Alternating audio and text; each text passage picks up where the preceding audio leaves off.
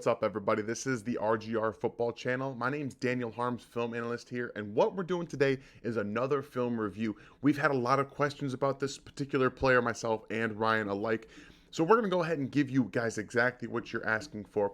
Jalen Pitre is really kind of a safety cornerback hybrid slash linebacker hybrid out of Baylor University.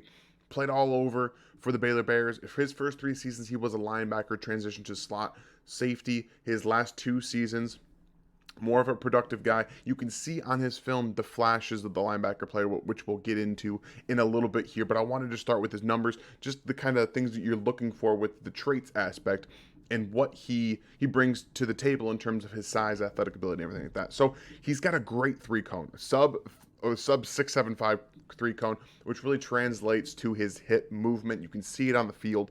Great numbers, a good vertical 35 for a 6-foot safety.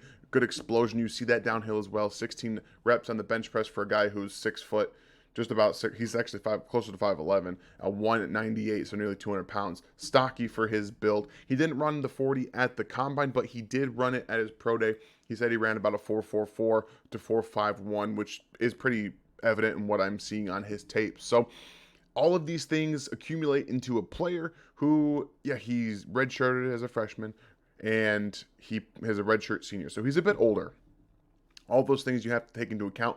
But in terms of him playing a safety position, I think being a little bit older of a prospect helps him in most regard because he's seen a lot. And in the Big 12, you see a lot of passing offenses, high passing offenses. And with that comes a little bit of understanding and a little bit more versatility in what he brings to the table as a safety. So let's go ahead and jump into his gameplay, so you can really kind of see, interesting, see what happens on that. So the very first problem with him is trying to find him on the tape, where exactly he's playing. He is right here, okay, in that slot, almost safety-ish kind of position. And this is one of those things that I really liked about his tape is he's a smart player. This is nothing simple and nothing, great on tape in terms of him making a great play on the ball. But what I wanted to point out is his pre-snap adjustment, his pre-snap body positioning. He's facing the quarterback, okay? So as a corner, what you want to do is be squared up with the receiver here and be patient. So you want to be squared up and make him panic. A lot of times you'll see receivers burst out of here and try to attack either your inside or your outside hip based on your leverage. So it would be his outside hip right here, force him to start changing direction. But as a corner, what you want to do is you want to stay square and be patient and play the receiver. Make it so you're not at his will and so he's at yours. It's what you want to do. But you see here, he's not initially that way. So what he does is he identifies the quarterback's eyes first, okay? So he's playing inside with that inside leverage at first, so he's kind of in his own type of feel. This really plays more like man for him, but he identifies the quarterback's eyes first. They come this way. And when you have these trips to the side and you have this linebacker playing inside leverage here, you have an area of the field that's open for a throw. He's smart. He knows exactly what he was looking at, and what he was looking for, and then he squares up the receiver and jumps on that route. So all it is a basic, it's a very simple basic process to see what he does pre-snap, locating the quarterback's eyes, and then finding the receiver, breaking on that football, and making the pass break up. Granted, it was an errant throw to begin with. It was a bit over the receiver's head. But again, all about locating where he is on the field at times. It's hard to really find him. But he does play the majority of his snaps out of the slot, which you'll see as his tape continues to unfold. Definitely a guy who has silky, smooth hips. Like, he can change directions. He's a smart player. And what I mean by a smart player in this sense is that he does have a nose for the football, but he doesn't let it impact, like we saw with Marcus Peters, for example. He doesn't go out of his way and errant some of his decision making and some of his processes and responsibilities to make plays on the football. So he has a very good sense of what he's doing. He's going to get into his drop, and as the receiver keeps going up the seam here, he passes him off because he wasn't crossing his face or coming underneath. He still has responsibility underneath here, and then also to this corner receiver out here. And so it's a small little thing, but he gets his depth and then he knows that he can get in the throwing lane here. So it's smart playing both sides of that possibility. He gets in the throwing lane, and then he sees this receiver come across, and he immediately comes downhill, and then he goes to the quarterback. So you have him playing multiple different players here. So initially it's the seam player, and then it goes to playing the throwing lane of the corner receiver. So initially you have one, then you have two, and then you're going to have three. All of this process comes along where he finds all of it. And all of these players, he's in their in the way of making something happen. Let's just say that. So again, responsibility, understanding your depth, where you need to be on the field, and adjusting based on the route combinations that you're seeing. Everything is unfolding in front of his eyes. He understands it, he processes it, and he sees. Very smart player, and you can really see that linebacker understanding as we get further into his tape here. Now, if I remember correctly, this is him in the slot again. More of a wide slot. Yep. This is where that linebacker feel comes in, okay? So he's playing against the run, and he's out wide. So there's a lot of things you want to do. We've touched on this a few different times in this offseason already with being a smart run-first player. So you're playing the run block. Obviously, the receiver's going to come block you, and the running back is going to be running to the edge, okay? So what do you want to do?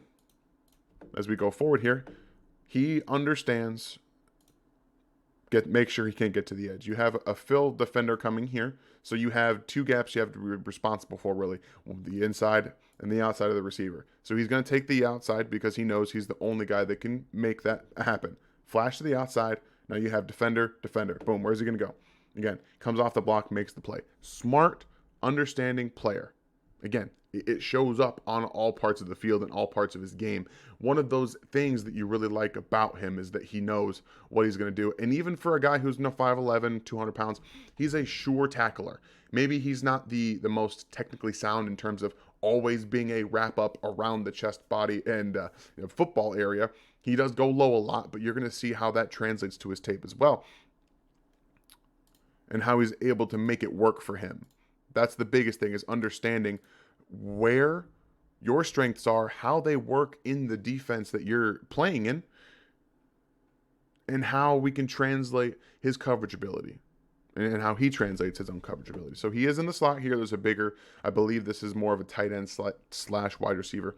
The biggest question to his game for me, and translating it to the NFL as a safety, is his recovery speed, because he doesn't really play a lot of deep safety. He isn't asked to carry these receivers a whole lot. His responsibilities really lie where he's facing downhill, where he can move downhill because his speed and his instincts lead him that direction. So Baylor said, go ahead, you do that, we'll work off of it. So being a recovery speed athlete is one thing, and you have to be able to know how you can use your speed to catch up. So really, the quarterback should be delivering this football now.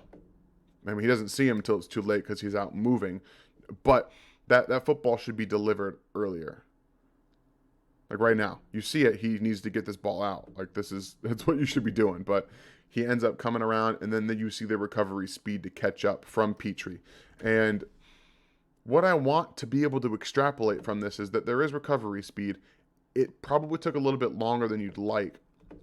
Again, he had to locate where the receiver was here, trying to find out where he was, and then by the time he gets into it, it's a little bit too late.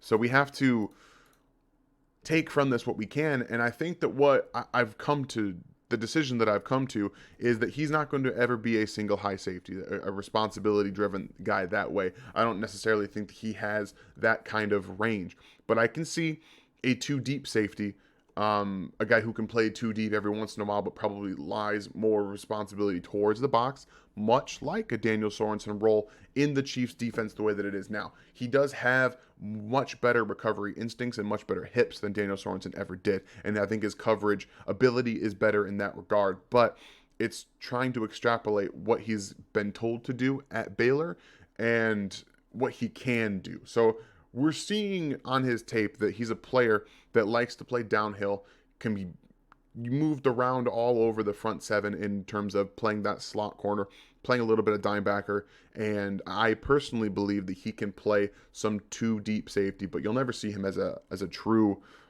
single high type of player.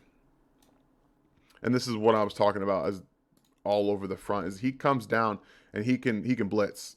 He can blitz. He has excellent ability to use his doesn't have great long arms, but he does know what blockers are trying to accomplish, and he has that innate feel for the outside and finding gaps and getting in them very, very quickly. Again, comes off, just kind of throws aside the tight end's hands, and he's able to get the sack. And you're going to see, especially in the Kansas City defense, that be what a Tyrann Mathieu did and what a Daniel Sorensen did. They come down, they play in the slot a little bit, they can blitz off the edge there, they can be very, very quick. And he does this all over Baylor's defense. It was really nice to see him have that, not just instincts to close in those situations, but the ability to defeat a block. Even though if it's tight end, you're probably going to face more tight ends than anything else as a safety blitzing off the edge. But knowing what to do in these situations, again, you're going to see him just have a good feel for the position, hand just a little bit of swipe, and then use your speed to accelerate and close on the quarterback. He does have some blitzing upside in that regard, specifically blitzing off the edge as a slot corner. Dude can just cover ground so quickly. Now we have him here back in that slot position, getting depth, and then click and close, baby. Click and close. This is what I mean about understanding players in space. Tyler Algier is not a elusive running back by any stretch, but he's bigger. He's much bigger than Jalen Pitre is. And, you know, as a guy who's a bit smaller and has to play it with his frame the way that it is, he knows how to make bigger running backs get to the ground, and that click and close ability he has, he sees the ball coming out quickly, he's able to get downhill around some guys in his way and just immediately wait till that last second and then go for the legs and force the running back to be off balance, also clipping that knee as he comes down with his shoulder. So understanding his strengths and knowing what to do in those situations is why I think he's going to be drafted in the second round. Safety position, slot cornerback position are two areas that don't get a ton of first round buzz, specifically because of the way that the NFL values them as true players and the ability to really kind of move them around in your defense. But he's a guy there's some more click and close from him right here. He has a lot of those instincts. Again, finding the football, a strength of his. Right here. Getting his depth, eyes on the quarterback, and then right at that last hitch second here, where the quarterback comes down, follows the eyes. He's kind of like baiting Caleb Williams here to throw that ball.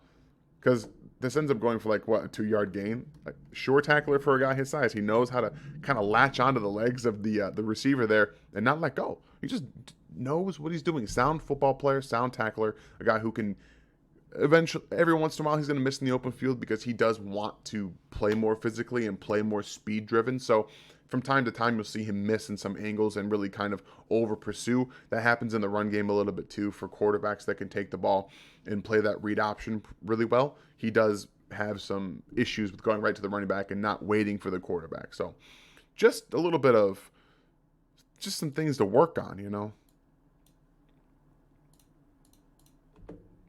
But again, he's such a fun player that, again, look at the hips. He's got an excellent ability to just turn his hips. And this is the last thing that I wanted to point out before we get done with this film. But again, communication first off, and then he has those silky hips to get underneath the receiver, find that football. This is what I mean about the communication. You're going to watch him pass his receiver off right there. So go underneath, stay with him. And then he widens with the receiver. Boom. Tries to cut underneath Pitre, and he's unable to do so. Excellent feel for his zones. Excellent feel for what a receiver's doing. And then eyes on the quarterback and the football. He locates the football and the quarterback very, very well. Just an all-around type of move him around, slot corner, safety, dime backer type of player. The one thing I don't think you want to do is always move him around. We've seen the Chiefs kind of do that with L'Jarius Sneed, and I think finding a position for him as either the third safety, probably the third safety, or your slot cornerback in this defense makes the most sense. You can have him play a little bit of that Dan Sorensen role where he does have multiple responsibilities, but always making him like moving it. Like you guys have seen Isaiah Simmons with the Cardinals. They tried too hard to play him like a linebacker, like a safety.